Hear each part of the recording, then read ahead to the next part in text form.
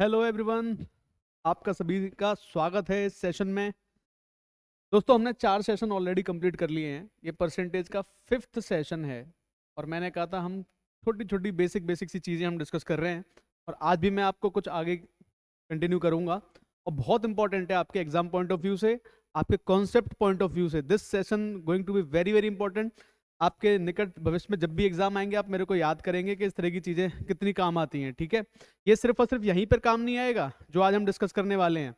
ये काम आएगा आपको प्रॉफिट एंड लॉस डिस्काउंट पढ़ोगे तब, कंपाउंड इंटरेस्ट पढ़ोगे तब, जब जब परसेंटेज की चीजें सामने आएंगी तब तब ये कॉन्सेप्ट तुम्हें ध्यान में आएगा। ठीक है, तो आज हम डिस्कस करने वाले परसेंटेज इंक्रीज और डिक्रीज के बारे में। ठीक है, आज हम किसके बारे में डिस्कशन करने वाले हैं? परसेंटेज इंक्रीज और डिक्रीज के बारे में। परसेंटेज इंक्रीज और डिक्रीज के बारे में, यानी कि प्रतिशत वृद्धि या कमी के बारे में। ठीक है, और बहुत इंपॉर्टेंट सेशन होने वाला है। आप सभी लोग ध्यान से समझेंगे इस सेशन को। ठीक है, देखो भाई, अगर मैं ये कहता हूं कि मेरे पास 200 रुपये हैं, ठीक है, मेरे पास 200 रुपये हैं और मुझे इनको 20% बढ़ाना है। 20% इनको मुझे बढ़ाना है, तो यहाँ पर मुझे कितने रुपए मिल जाएंगे? ये आप सभी आराम से बता सकते हो कि सर 200 है, 200 का 20% कैलकुलेट कर लो। 200 का 20% सर आ जाएगा आपका 40, यानी कि 200 में आप 40 जोड़ रहे हो तो आपको कितना मिल जाएगा? 240 मिल जाएगा। ठीक है, आपको कितना मिल जाएगा? 240 मिल जाएगा। अब इसी चीज को ना बहुत ढंग से समझते हैं। 200 200 मतलब मेरी 100% वैल्यू। 200 मतलब मेरी 100% वैल्यू। ठीक है, उसमें मैं कितना ऐड कर रहा हूँ? 20% ऐड कर रहा हूँ। में मैं कितना ऐड कर रहा हूँ? 20% ऐड कर रहा हूँ। तो मुझे कितना मिलेगा भाई? 120% मिलेगा मुझे। कितना मिलेगा? 120% मिलेगा। यानी कि 200 का 120% कितना हो जाएगा? 240 हो जाएगा। 200 का 120% कितना हो जाएगा? 240 हो जाएगा। मतलब मैं जितने परसेंट बढ़ाता घटाता हूं वैल्यू को, वो 100% में प्लस माइनस होती है। जैसे अगर मैंने कहा कि भाई मुझे +20% करना है वैल्यू का, तो मतलब मुझे 120% कैलकुलेट करना है। इसका मतलब 100% में मैंने जोड़ दिया। अगर मुझे किसी वैल्यू में से 80% कम करना है, तो मतलब मुझे उस वैल्यू का सिर्फ और सिर्फ कितने परसेंट कैलकुलेट करना है? 20% कैलकुलेट करना। जितने परसेंट कम या ज्यादा की बात हो 100 में देख लेना कंपेयर करके कि भाई ये 100 में कितना ऐड करना है? 20 ऐड करना है। या 100 में से कितना माइनस करना है? 80 माइनस करना है। तो 100% में 20% प्लस करोगे कितना मिल जाएगा? 120% मिल जाएगा। 80% माइनस करोगे तो मुझे कितने पे कैलकुलेशन करनी है? 20% पे कैलकुलेशन करनी है। यानी कि परसेंटेज इंक्रीज डिक्रीज ऐसे चलता है। लेकिन देखो, हमेशा ये 20% और 40% वैल्यूज नहीं रहती हैं। तो इसी चीज को हमें कैसे समझना है, अब इसी मुद्दे पर हम आगे बढ़ेंगे आज। ठीक है, चलो भाई समझते हैं और करते हैं अपना सॉल्यूशन स्टार्ट। देखो जरा ध्यान से, देखो, मान लेते हैं मेरे पास 420 रुपए हैं। मान लेते हैं मेरे पास 420 रुपए हैं और मुझे इस वैल्यू को 16.66% से प्लस करके लिखना है। तो मुझे यहाँ पर कितने रुपए मिलेंगे? मतलब मुझे ये कैलकुलेशन करनी है। ठीक है, इस कैलकुलेशन पे आने से पहले कुछ चीजें आप लोग मुझे बताओगे। ठीक है, मैं आपसे पूछ रहा हूँ कुछ चीजें, आप लोग मुझे बताने की कोशिश करना उन सब चीजों के बारे में। देखो भाई, मैं आप लोगों से ये कहता हूं, एक तरफ मैंने लिख ली एक्चुअल वैल्यू, एक तरफ मैंने लिख ली एक्चुअल वैल्यू, एक तरफ मैंने लिख ली इंक्रीज्ड या डिक्रीज्ड, जो भी मैं बोलूं वो वैल्यू, इंक्रीज या डिक्रीज। ठीक है, तो जैसे मैंने लिखा 20%, है ना? अब ध्यान देना थोड़ा सा, 20% यानी कि 20/100, 20/100 यानी कि 1/5। ठीक है, तो ये मैंने पहली दूसरी क्लास में आप लोगों को समझाया था। ये जो होती है ये हमारी होती है एग्जैक्ट वैल्यू होती है ये हमारी। 5 जो लिखा है ये 100% है ना भाई अपना, ये 100 के रिजेंबल में आ रहा है और ये 1 के साथ क्या आ रहा है? 20 आ रहा है। यानी कि ये हमारी 100% वैल्यू है। 100% वैल्यू है ये हमारी 5। ठीक है, और ये जो 20 लिख रहा है या 1 लिख रहा है, ये इसकी परसेंटेज वैल्यू ऑफ 5 है, ये इसी की परसेंटेज वैल्यू लिखी हुई है। ठीक है, 100 का 20% कितना होता है? 20। और 5 का 20% भी कितना होगा? 1। 100 का 20% कितना होता है? 20। और 5 का 20% भी कितना होता है? 1 होता है। यानी कि जो ऊपर लिखा है ये नीचे वाले की परसेंटेज वैल्यू तो लिखी है। मतलब मैं कहूं कि भाई 5 को अगर मुझे 20% प्लस करना है तो मैं सिर्फ ऊपर वाला जोड़ दूंगा 1, और मुझे कितना मिल जाएगा? 6। ठीक है, 5 में मैं सिर्फ ये जोड़ दूंगा, मुझे कितना मिल जाएगा? 6 मिल जाएगा। ठीक है, और समझने की कोशिश करते हैं। Just a minute guys, just a minute, I think there is some problem. अभी सही हो जाएगी। देखो, जो भी फ्रैक्शन मैं लिख रहा हूं आपके सामने, उस फ्रैक्शन में जो डिनोमिनेटर वाला पार्ट है, यानी कि हर वाला पार्ट है, वो तो आप 100% लेके चलना, और जो ऊपर वाला पार्ट है उसको आप उसकी परसेंटेज वैल्यू लेके चलना। जैसे मैंने कहा 25%, तो 25% में होता है 1/4। तो 25% अगर 1/4 है, तो 4 का 25% 1 होता है, ऊपर जो लिखा हुआ होता है। ये मैं पहली दूसरी क्लास में तुम लोगों को समझा चुका हूँ। ठीक है ना, इसीलिए मैं उस चीज पे वापस नहीं लौटना चाहता, इसीलिए मैं समझ रहा हूँ कि ये चीज आपको आती है। ठीक है, मैं ये समझ के चल रहा हूँ कि ये चीज आपको आती है। ठीक है, तो वापस से मैं स्टार्ट करता हूँ सारी बात जहां पे मैंने छोड़ा। देखो, देखो यहाँ पे हम चल रहे थे, ध्यान देना सब लोग एक बार फिर से। अगर मैं आप लोगों से कहता हूं कि भाई मुझे कोई वैल्यू 33 सही 1/3%, एक सेकंड नेक्स्ट पेज ले लेता हूं मैं। कोई वैल्यू मुझे 33 सही 1/3% से बढ़ानी है, 33 सही 1/3% से बढ़ानी है, तो मुझे कितना मिल जाएगा? मुझे क्या मिल जाएगा? ठीक है, देखो भाई, 33 सही 1/3% कितना होता है? 1/3 होता है। ठीक है, 1/3 का मतलब क्या होता है? अगर 3 हमारा 100 है, तो 1 हमारा 33 सही 1/3 होगा। बेटा यही बात तुम लोगों को समझनी है बस। इसी पॉइंट पर सारा दारोमदार टिका हुआ है, इसी पॉइंट पर सारा दारोमदार टिका हुआ है, ये समझ लो तुम लोग। जैसे हम बात करते हैं, मैं यहां पे लिख लेता हूं एक्चुअल वैल्यू, एक्चुअल वैल्यू, और यहां पर लिखता हूं मैं इंक्रीज या डिक्रीज, जो भी वैल्यू आएगी, बढ़ी हुई या घटी हुई वैल्यू जो भी आएगी मैं यहाँ पे लिख लेता हूँ। ठीक है, अब मैं आप लोगों से कहता हूँ कि भाई मुझे अगर 20% किसी वैल्यू को बढ़ाना है, 20% किसी वैल्यू को बढ़ाना है, तो एक्चुअल वैल्यू जो होगी वो, और इंक्रीज्ड वैल्यू जो होगी वो, फिलहाल इंक्रीज ले लेते हैं। ठीक है, फिलहाल मैं इंक्रीज ही लेके चल लेता हूँ। Increased value, increased value, actual जो वैल्यू होगी वो, और जो इंक्रीज्ड वैल्यू होगी वो, उसका रेशो क्या आएगा? तो आपको क्या करना है? सिंपली 20% जो होता है वो होता है 1/5। ठीक है, तो एक्चुअल वैल्यू मेरी रहेगी 5, और मुझे जितना बढ़ाना है ना वो यहां लिखा हुआ है ऊपर। ठीक है, ये प्लस कर देना, ये आ जाएगा 6, ये वास्तविक मान हो जाएगा तुम्हारा। ठीक है, और ये बढ़ा हुआ मान, बढ़ी हुई वैल्यू, ये आ जाएगी तुम्हारी। अब तो आ रहे होंगे पॉइंट समझ में।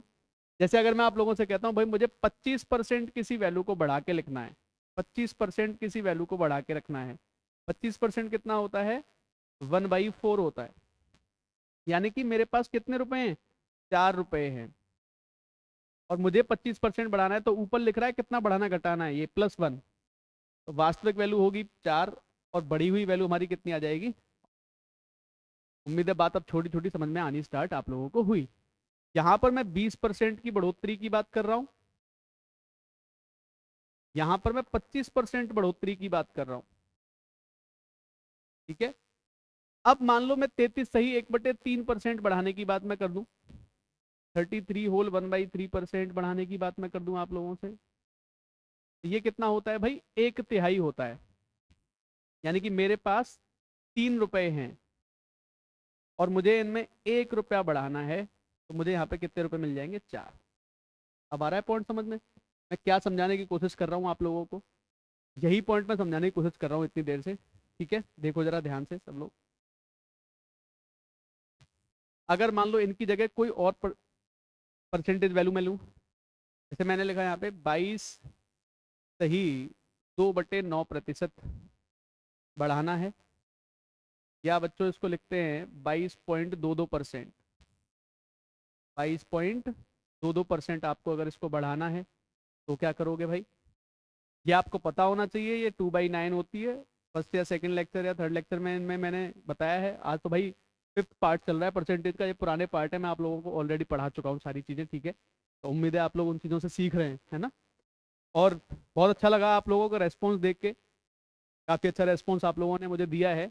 और कोशिश करिए कि आप बढ़िया तरीके से इंटरेक्टिव क्लास लें अपना, और सीखें इन चीज़ों से, है ना? मेरी कोशिश है बेसिक्स के बाद में मैं कैसे भी करके लाइव आऊँ आपके सामने। ठीक है, मेरी वही कोशिश रहेगी हमेशा। और आप लोग कमेंट वमेंट जो करते हो करते रहो यार, बढ़िया लगता है। ठीक है, ये 2/9 है। अगर मुझे 2/9 से इस वैल्यू को प्लस करना है, यानी कि 22.22% से अगर मुझे इस वैल्यू को प्लस करना है, तो मेरे पास एक्चुअल में कितने रुपए हैं? 9 रुपए। तो मेरे पास एक्चुअल में है 9 रुपए, और मुझे ऊपर में क्या लिखा है? 2, ये बढ़ाना है। तो ये क्या हो जाएगा? 11। ये बहुत ही इंपॉर्टेंट कॉन्सेप्ट है, ये ध्यान दो भाई सब लोग। अगर 22.22% से किसी वैल्यू को मुझे बढ़ाना है, तो 9 से वो वैल्यू कहाँ पहुंच जाएगी? 11 पे पहुंच जाएगी। अब आ रहा है? और ले लेते हैं एक दो एग्जाम्पल। 42.84%। अगेन इस वैल्यू को तुम्हें बढ़ाना है, तो याद करो कितना होता है? ये होता है 3/7। जिनको ये बात समझ में नहीं आ रही वो लास्ट की क्लासेस देख लें, सेकंड थर्ड सेशन जरूर देखें, उनमें सब मैंने यही समझाया है। ठीक है, यानी कि मेरे पास यहाँ पर 7 रुपए हैं, और मुझे 3 रुपए प्लस करने हैं उसमें, वो वैल्यू कहाँ पहुंच जाएगी? 10 पर पहुंच जाएगी। इस तरीके से बढ़ोतरी और घटोतरी लिखी जाती है ना? कहते हैं ना 20% बढ़ा दिया तो 5 से 6 में कैसे पहुंच जाता हूँ? सर 20% बढ़ाते 5 से 6 पहुंच जाते हैं हम। तो बेटा ऐसे पहुंच जाते हो 20%, मतलब 5 से 6 पहुंचने का मतलब क्या है? 5 तुम्हारा 100% है, एक तुम्हारा 20% है, तो 6 तुम्हारा कितना है? 120% है। ऐसे पहुंच जाते हो वहां पे आप। ठीक है, जैसे जैसे इसकी बात मैं करूं, अगर ये 100 है, 7 को 100% लोगे, तो 3 जो होगा वो हमेशा याद रखो 42.84% ही होगा, और 10 हो जाएगा 142.84%। इस तरीके से बढ़ोतरी घटोतरी चल रही है इनकी। अब भाई ये परसेंटेज वैल्यू ऐसी होती है कि सीधे तो कैलकुलेट कर नहीं पाते, तो हमें इस रेशो में ले जाके इनको कैलकुलेट करना पड़ता है। ठीक है, चलो एग्जांपल और लेता हूं मैं कुछ। ठीक है, समझना ध्यान से सब लोग। इनको एक दो बार जरूर देखना, जो मैंने बातें बताई हैं स्टार्टिंग से, है ना? इससे तुम्हें ये सारी चीजें समझ में आएंगी। इंक्रीज की जगह अब हम ले लेते हैं डिक्रीज वैल्यू।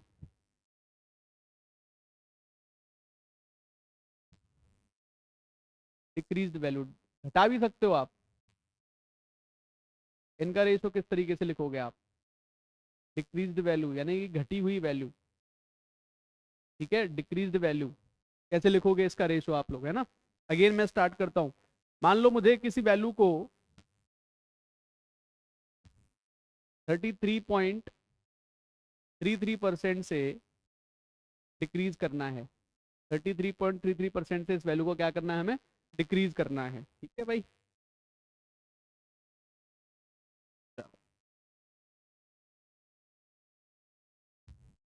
देखना ये कितना होता है? 1/3 होता है बेटा। 1/3 से वैल्यू को कम करना है। एक्चुअल वैल्यू कितनी है जो नीचे लिखी हुई है? 3। उसमें से कितना कम करना है? जो ऊपर लिखा हुआ है 1। कम कर दो, हो गया तुम्हारा काम। यानी कि अगर मैं कभी भी वैल्यू को 33.33% कम करूंगा, तो वैल्यू 3 से कहाँ पहुंचेगी? 2 पे पहुंच जाएगी। अब आ रही है बात समझ में? ऐसा मैंने क्यों किया? क्योंकि मुझे पता है कि 3 अगर 100 है, तो 1 हमारा 33 होल 1/3 है। बस यही कॉन्सेप्ट तो पकड़ना है अपने को, उतना ही कम कर रहा हूं मैं। मान लो एक और एग्जांपल लेते हैं यहाँ पे। 27.27% कम करना पड़ जाए, या इसको क्या बोलते हो? 27 सही 3/11% कम करना पड़े, तो ये कितने के बराबर होता है? याद करो 3/11 के बराबर होता है। तो देखो ये वैल्यू देखने में मुश्किल लग सकती है तुमको, लेकिन अगर तुमने फ्रैक्शन लिख ली तो आसान है मामला। मतलब मेरे पास 11 रुपए हैं, मुझे उनमें से 3 रुपए कम करने हैं, मुझे कहाँ पहुंचना है, इसका मतलब 8 पे पहुंचना है। 11 रुपए कौन से, ये वाले। और कितना कम करना है, 3 कम करना है। तो कहाँ पहुंच जाओगे 11 से, 8 पे पहुंच। 11 से कहाँ पहुंच जाओगे, 8 पे पहुंच जाओगे। उम्मीद है कि बात अब समझ में आनी स्टार्ट हो चुकी है सब लोगों को। और देखते हैं एक दो एग्जाम्पल। मान लेते हैं मुझे 40% डिक्रीज करना है। 40% तो सभी लोग जानते हो ना, कितना होता है, 2/5। 40% कितना होता है, 2/5। यानी कि मेरे पास 5 रुपए हैं, उनमें से कितने कम करने हैं, 2।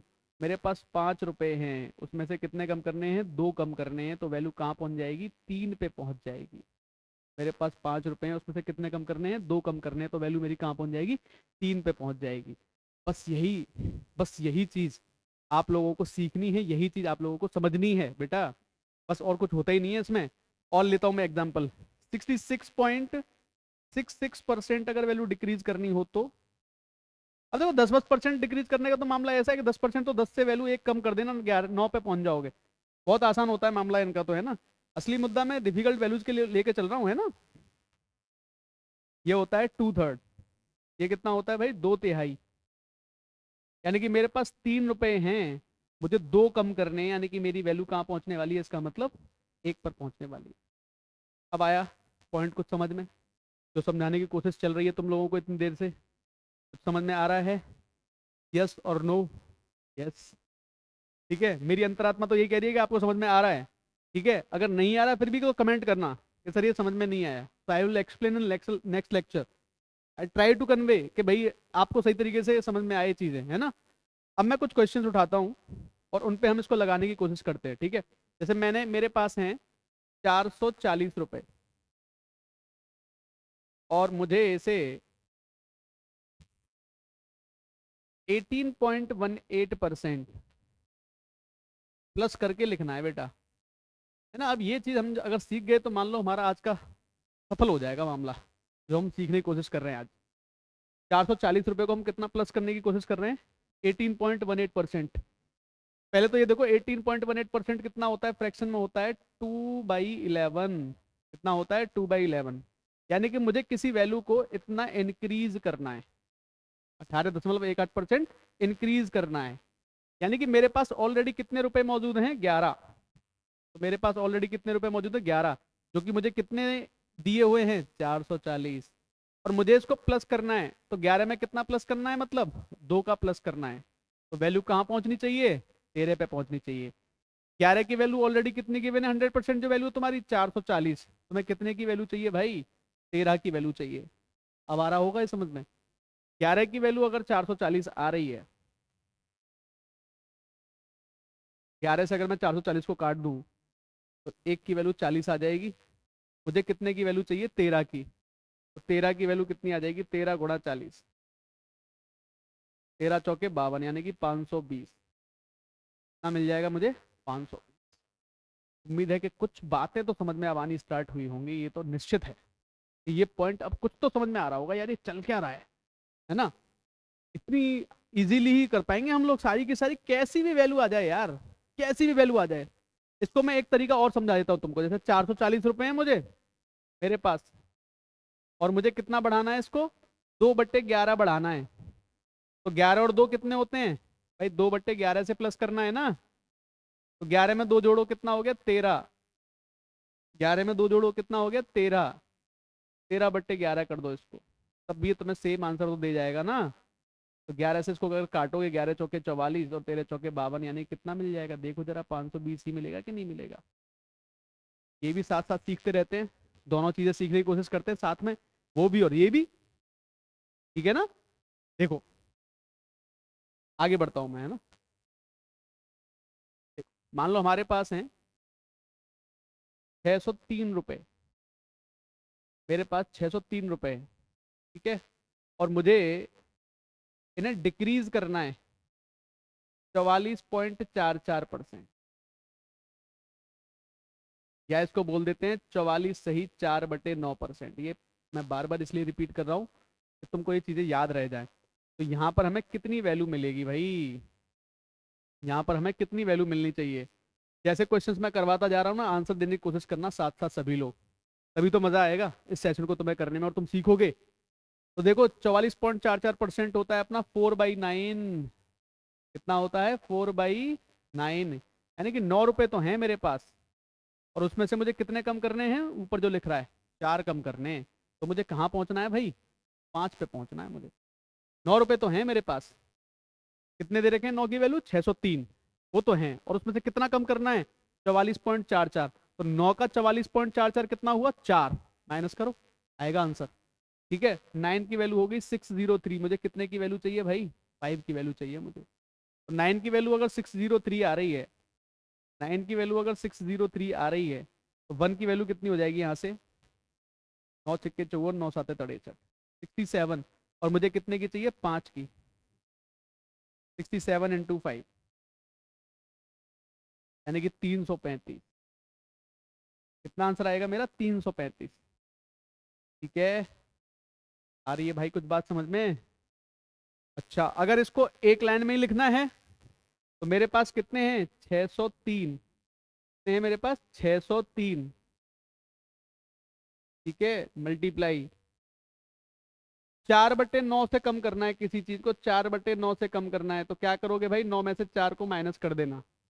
ठीक है, और ज्यादा लिखना चाहो तो 1 - 4/9 कर देना, बस हो जाएगा काम। ठीक है, कितना हो जाएगा ये 603 × 9 - 4, यानी कि 5/9। 9 से काटोगे 9 7 9 6 9 7 67 × 5 कितना दे के जाएगा 335। कितना दे के जाएगा 335। तो चाहे इस तरीके से करो, चाहे इस तरीके से करो, चाहे इस तरीके से करो, आंसर सब जगह सेम ही आएगा। ये किस लिए सिखा रहा हूँ कि रेशो लिख पाओ, ये किस लिए लिखा रहा हूँ कि एक लाइन में अपना आंसर लिख पाओ। हर चीज के अपने अपने मायने हैं, हर चीज को यूज करने का अपना अपना जगह है। ठीक है, चलो नेक्स्ट क्वेश्चन की तरफ बढ़ते हैं। उम्मीद है सीख रहे हो गए है ना।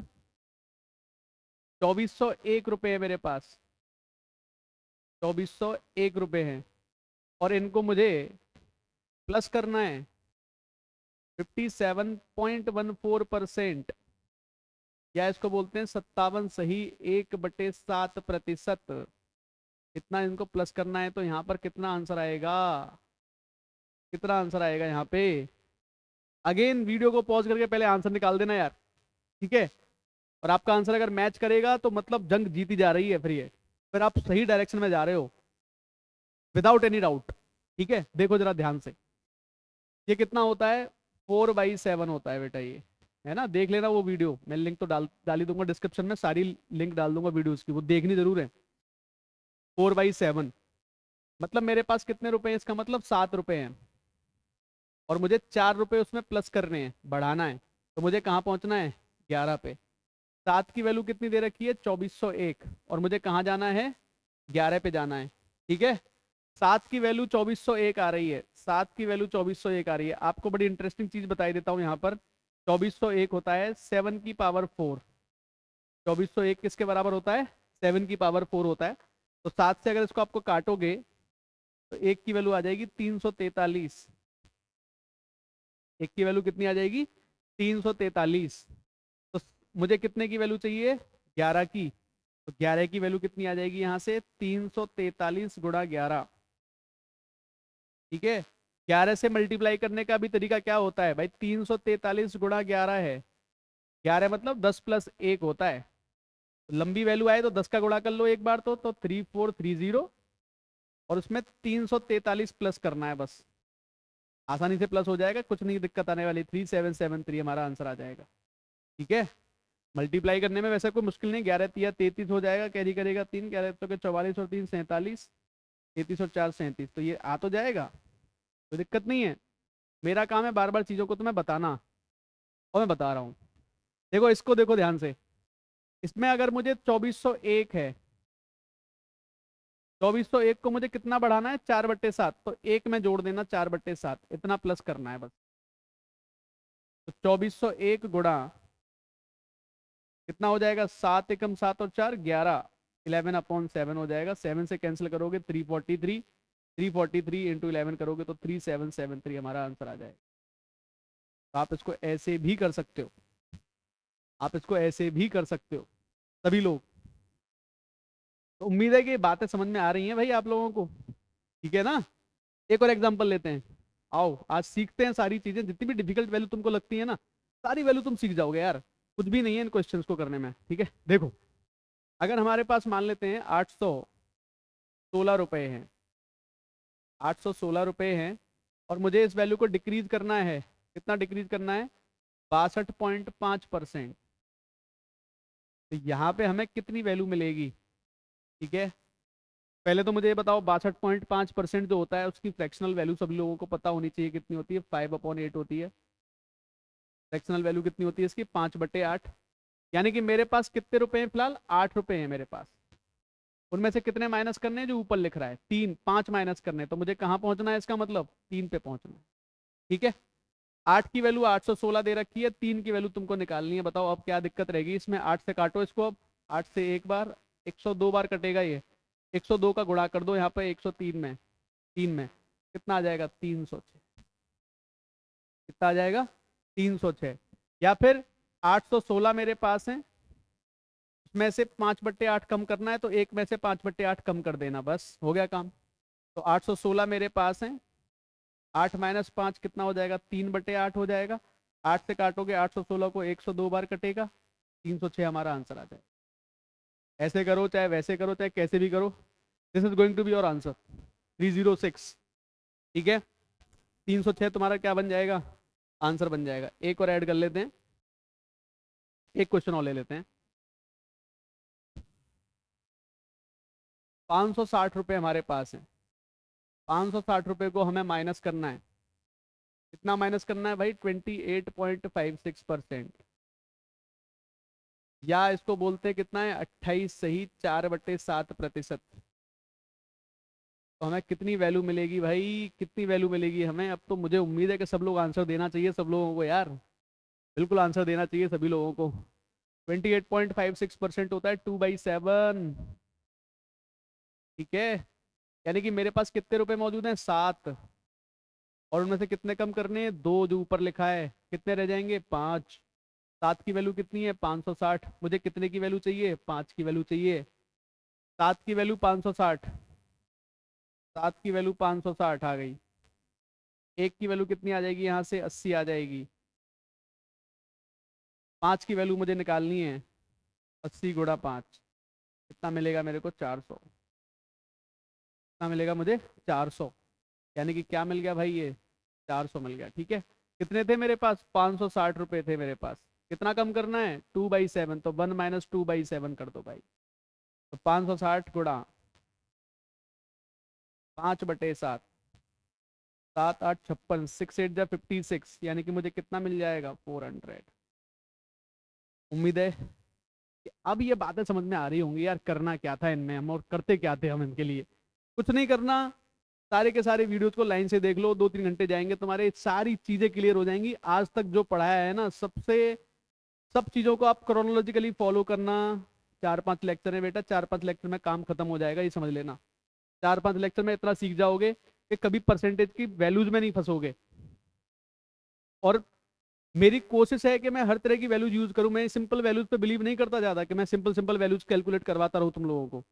मैं हर तरह की वैल्यू के लिए कोशिश कर रहा हूं कि हर तरह की वैल्यू तुम्हारे सामने आए, हर तरह की वैल्यू तुम करो कैलकुलेट, खुला, कि जो भी पूछना चाह रहे हो बता देंगे यार, ठीक है। आप ट्राई करना, जो मैंने स्टार्ट टू एंड तुमको पढ़ाया है 4 5 लेक्चर, आप जरूर देखना बेटा। जो पहली बार देख रहा है वो लेक्चर्स को भी जरूर देखना, तुम लोगों को सीखने को मिलेगा, कुछ ऐसा सीखने को मिलेगा जो तुमने शायद कम सीखा होगा अभी तक, ठीक है। और अगर तुमने ये एक बार पढ़ लिया तो वापस से फिर कुछ पढ़ने की जरूरत नहीं है, बेसिक्स पे जाने की जरूरत नहीं है, फिर अपने क्वेश्चन आंसर्स लगाएंगे धुआंधार। बस पहले बेसिक्स तो स्ट्रांग होने चाहिए ना, सबसे असली मुद्दा यही होता है कि बेसिक्स हमारे स्ट्रांग होने बहुत जरूरी होते हैं, अदरवाइज हम कभी भी सक्सेस नहीं कर पाएंगे। देखो कोई भी एग्जाम उठा के तुम देख लेना, अगर हमें बेसिक्स नहीं आते तो हमें टाइम लगेगा सॉल्व करने में, और अगर हमें बेसिक्स आते हैं तो निश्चित बात है कि आप उसको जल्दी सॉल्व करोगे, औरों से बेहतर सॉल्व करोगे, एक्यूरेसी के साथ सॉल्व करोगे। आ रही है मेरी बात समझ में, ठीक है। तो आज का सेशन मैं यहीं पे रोकता हूँ, नेक्स्ट सेशन से मैं कुछ क्वेश्चन आंसर आप लोगों के साथ डिस्कस करूंगा। बेसिक टू एडवांस मुझे लेके जाना है, आपसे पहले दिन से ही बोल रहा हूँ, ठीक है। इसीलिए इतना मेहनत कर रहा हूँ मैं बेसिक्स के ऊपर। मैं डायरेक्टली क्वेश्चन आंसर भी आपको करवा सकता था, लेकिन मैंने डायरेक्टली क्वेश्चन आंसर्स पे फोकस ना करके फोकस किया किस चीज़ के ऊपर, बेसिक्स के ऊपर। आपको ये फील होगा जब आप पढ़ेंगे ना वो 5-6 लेक्चर जो हैं भाई, मान लो 2-2.5 घंटे 3 घंटे के लेक्चर, मान लो 2.5 घंटे के होंगे मैक्सिमम यार, कितने हो जाएंगे, ठीक है, 30-30 मिनट के 25-25 मिनट के लेक्चर्स हैं। 2.5 घंटा तुम्हारा जा रहा है, लेकिन 2.5 घंटे में तुम्हें वर्थ है वो, आगे तक के भविष्य के लिए तुम्हारे लिए वर्थ है वो, तुम्हें देना चाहिए वो 2.5 घंटा अपने करियर के लिए। उनको लेक्चर्स को ढंग से पढ़ो। परसेंटेज पार्ट 1, 2, 3, 4 और ये 5 पार्ट है। इन 5 लेक्चर्स को पढ़ने के बाद कल हम अपने क्वेश्चन आंसर स्टार्ट करेंगे, ठीक है। ओके गाइज, बहुत बहुत धन्यवाद। आप लोगों के कमेंट्स का इंतजार रहता है। Please do comment on each and every video, what ever you liking it और नॉट लाइकिंग इट। हमें कैसे पता लगेगा, अच्छा लग रहा है तो कमेंट कर देना, नहीं लग रहा तो कमेंट कर देना, ठीक है। Thank you so much.